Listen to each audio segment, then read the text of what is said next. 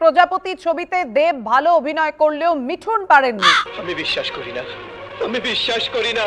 আসলে এই সিনেমাটায় দেবের অভিনয় দারুণ। দেব দারুণ অভিনয় করেছে। कितने शानदार विचार रखते हैं जी। বিশেষ করে এই যে বাবা ছেলের রসায়ন, এই টনিকে দেব আর যেটা পরাণবাবু ছিলেন, পরাণবাবু সুপারহিট, আর এখানে ডুবিয়ে দিয়ে গেছে মিঠুন দা।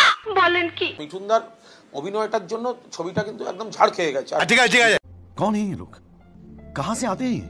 হে guys, this is Achinta, welcome to back my channel Achinta roast.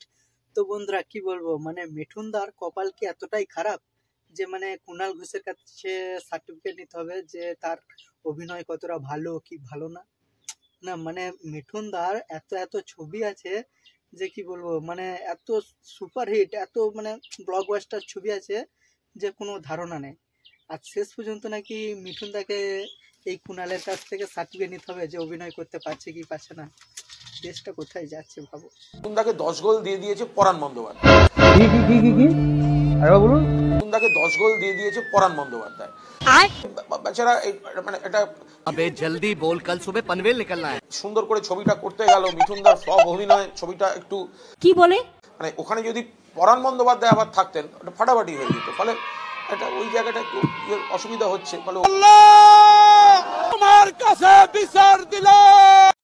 তো বন্ধুরা, প্রজাপতি ছবিটা কার কাছে কেমন লেগেছিল সেটা আমি জানি না, কিন্তু আমার কাছে, তোমরা বিশ্বাস করো, আমার কাছে এটা খুব, প্রজাপতি ছবিটা খুবই একটা মানে ভালো ছবি, ঠিক আছে। কারণ বাপ ছেলের যে সম্পর্ক, বাপের যে দায়িত্ব, বাপের মনের মধ্যে যে কি চলে সেটা দর্শকের সামনে তুলে ধরেছে।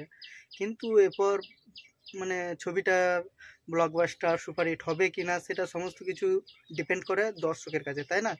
তো এইভাবে কারো ক্যারেক্টারকে খারাপ বলাটা ঠিক নয়, কারণ তিনি আগে অনেক মানে সুপারহিট মুভি দিয়েছেন, ঠিক আছে। উনি বড় বাংলার নায়ক, আগেকার যুগের নায়ক। এখনো বয়সটা দেখো, তবু কত অভিনয় করছে এখনো। সেলুট মিঠুন দাকে আমার তরফ থেকে। তো বন্ধুরা, ভিডিওটা যদি তোমাদের ভালো লাগে তো চ্যানেলটা অবশ্যই সাবস্ক্রাইব করে দেবে।